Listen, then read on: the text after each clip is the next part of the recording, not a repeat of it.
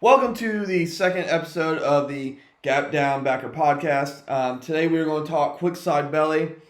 But before we do, I want to say hi to Coach Derry. Coach Derry, how you doing?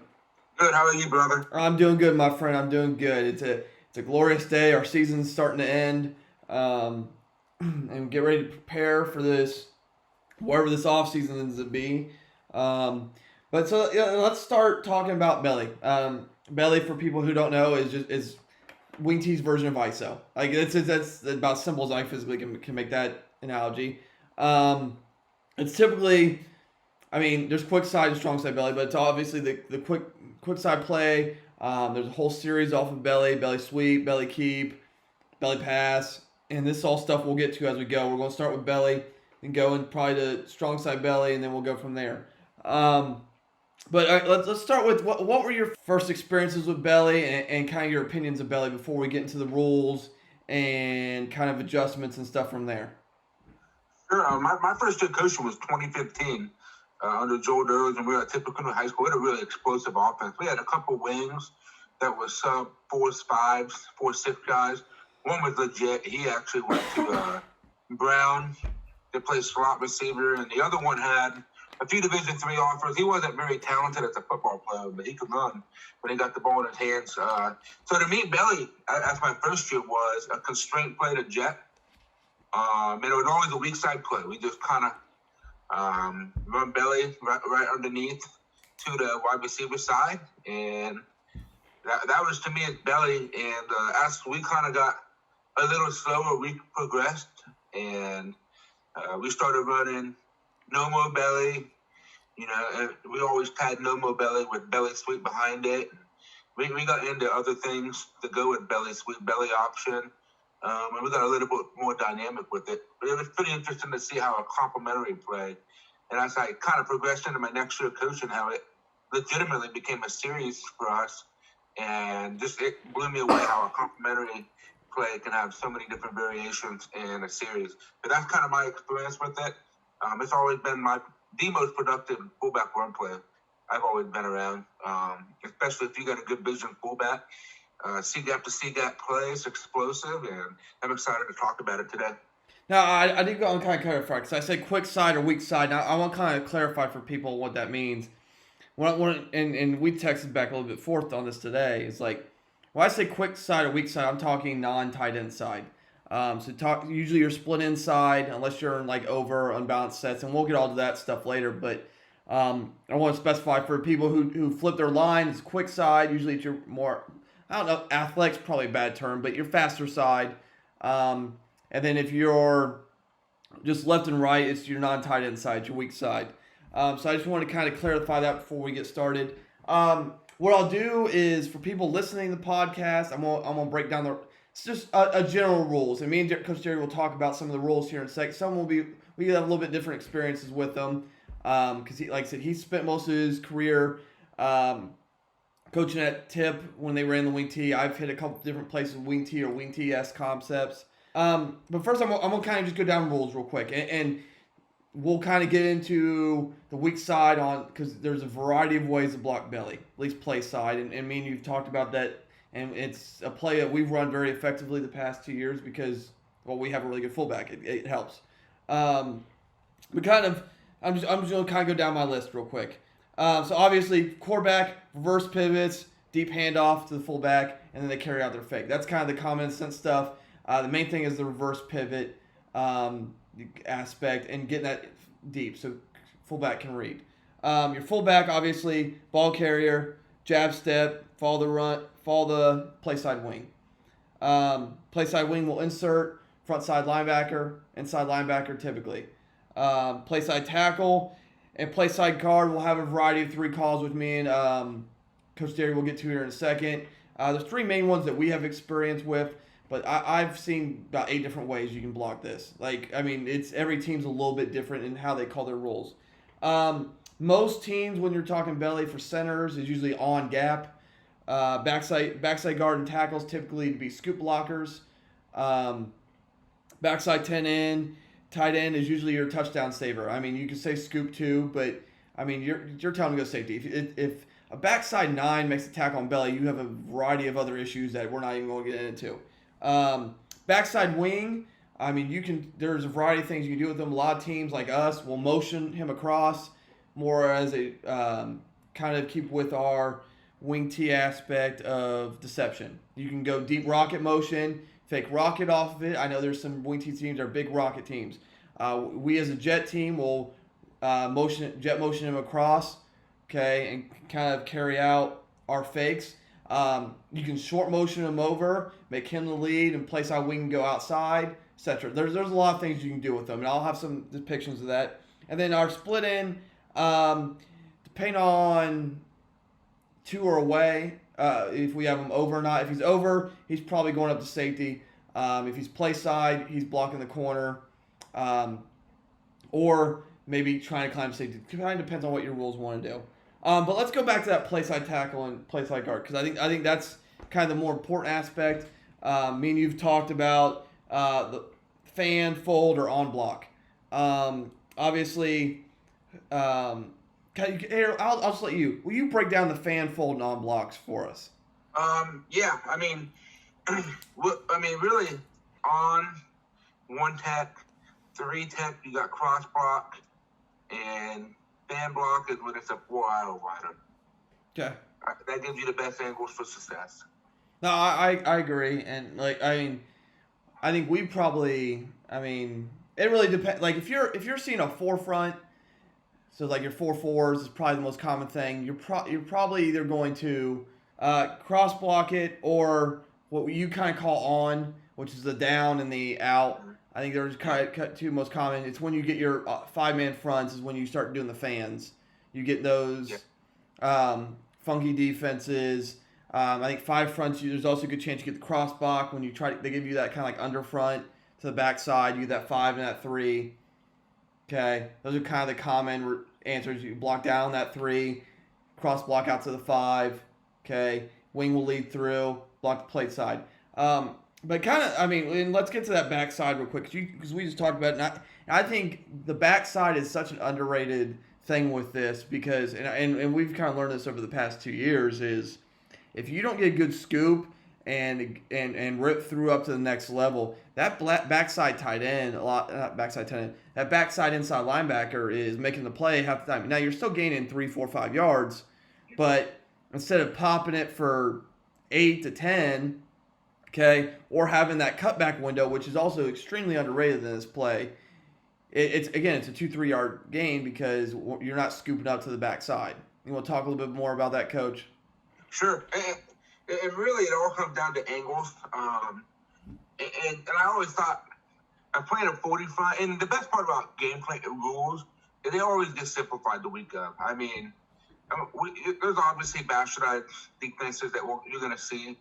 But for the most part, if you're going to go against a program that understands how to defend the wing T, the first thing they're going to realize is they're not going to change their core values and their beliefs and how to defend it.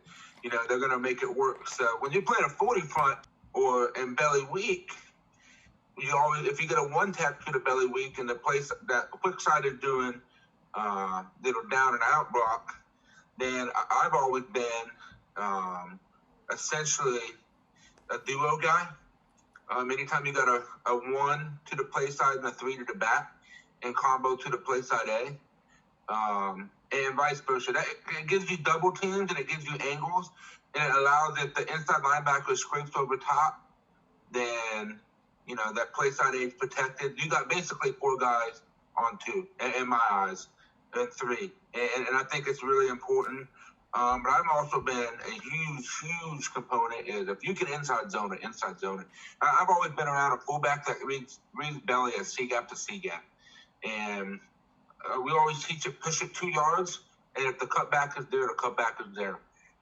But if you're playing like a slant 50, and the only time you really inside zone it lock is if you get a 5-0-5 and they slant principles, which you get a few times a year. You never know where that nose is going to go, and you never know where that backside back is going to go. And quite frankly, you kind of don't know where that end is going to go either. So you got 3 guys that will come in those 3 gaps, but you don't know what 3 guys gaps there are. And I'll tell you what, man. Just being able to inside zone it and get that center guard and backside tackle moving. I've seen slant 50s get destroyed on belly because you get moving and you start washing them, and as you get 2 yards, that fullback cuts back, and it's a 10-yard gain, man. And it's one of the most beautiful plays in the world. But for the most part, man, I would say you're probably 80% fold if you can. If you're looking at the 5-0-5 with a 50 defense, you're probably going to inside zone it. Emphasize the backside tackle. Probably, ironically, is the most important player when you talk about the belly. And people think I'm crazy. But if he gets his block on the backside backer, to me, I've always been a wall guy when it comes to wing T stuff. If you can get that backside tackle to solidify your wall for the cutback, I mean, I've seen the backside tackle be the difference between an 8-yard gain and a 50-yard gain. And also, the young line coaches, if you are blessed enough to coach the backside of the wing T, coach that backside tackle harder than you've ever coached it before. And in fact, when I was actually became more of a head line coach, I would have my assistant coach the Playside of belly because it's pretty simple, man. Did they do the right blocking scheme? And that way I can coach the effort and execution of backside. Because at the end of the day, it's pretty self-explanatory. Playside of belly, but that backside of belly, that's on me. And that's the difference between a 6-yard gain and a 50-yard gain. And so don't be afraid to coach the backside of that. But never forget the core values to me of being a wing key, and that's angles. If you got a full block, you got to fold. I mean, but we never wanted to fold over 2 guys, the backside. So if there was like if there was a typical 3-1, we folded. But if anytime there was a 1 tech to the play we're running belly, we never folded because then that almost became power, and that backside A gap was super leaky. Make it explosive. Belly is a C gap to C gap play.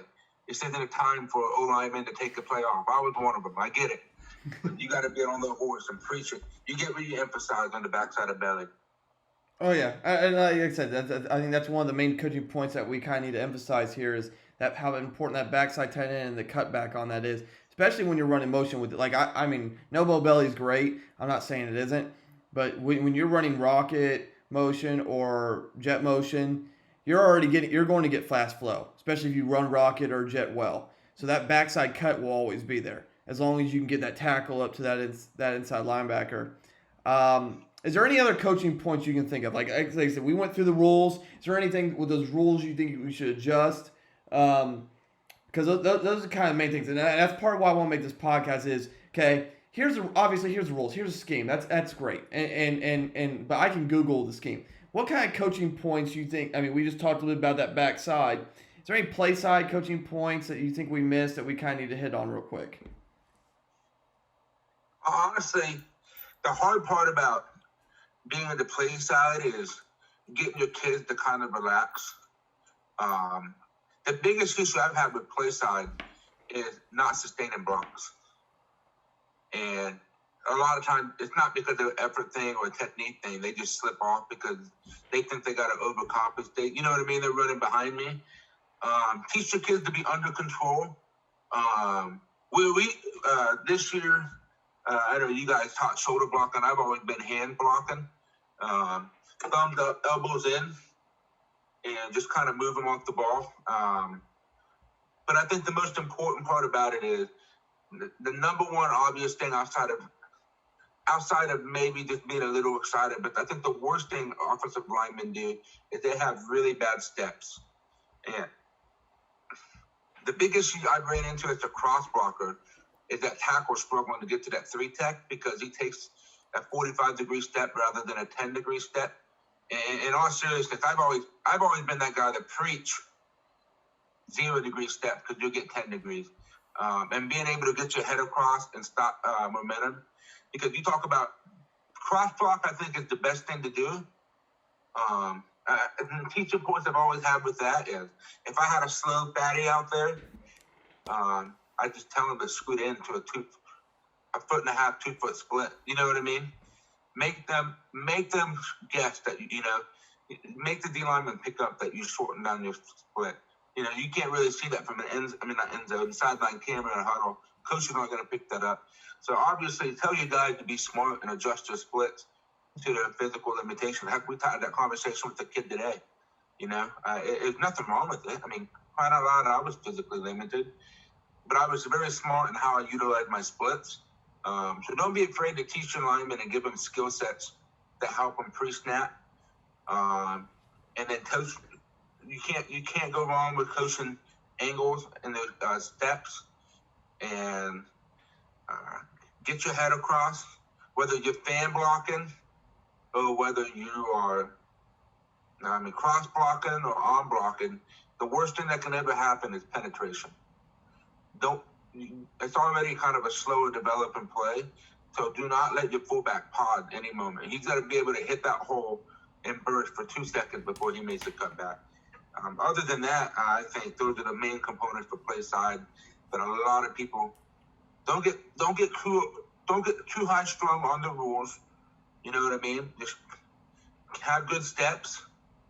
The rules are pretty easy to teach, man. Have good steps and let their kids compete, and give them toolboxes to help them out with those steps and their angles. I think the tackle shooting this split is the most underrated aspect of it all. And honestly, if they're going to fan it, widen out your splits. I've always been a big component of that. So just teaching your linemen to be smart and understanding where they're weak and where they're not, and why to widen their split and shorten it down. And I think it's super important that gets underlooked. Kids are smart. Let them be smart. Now, I kind of want to wrap up there. And the last thing I want to hit before we go, because, we'll have a part 2 of this, because we're going to talk more strong side than quick side, because we talked more quick side today. Last thing, because you mentioned something about splits, and we talked about that today with some of our linemen. Like, especially if you have linemen who struggle or have physical limitations, that's how I'm going to phrase that. Adjust their splits. If you know you're going to fan, widen your splits. If he's got to come down on like a 1 or a 0, okay, that's a call you make. Tell him to shorten his split down. Okay, if your backside's struggling to get to that linebacker, tighten their splits down. Okay, if you're having a problem with that 5 technique, widen out the splits. Okay, adjust your splits to how you need to do it. And I think that's kind of missed thing. And I kind of want to wrap up there. This has been episode 2 of the Gap Down Backer podcast. Now, we talked belly today. Next episode, we're going to have a special guest, Coach Vaughn, who's going to talk to Wing Raid for episode 3. Then episode 4, we'll come back to belly. It'll be kind of a part 2 of belly 101. We'll talk more strong side than quick side. And then we'll move on from there probably into belly sweep, belly option. But Coach Derry, again, thank you. And we will see everybody next time on the Gap Down Backer podcast. Looking forward to it. Thank you, Mr. Bandstra.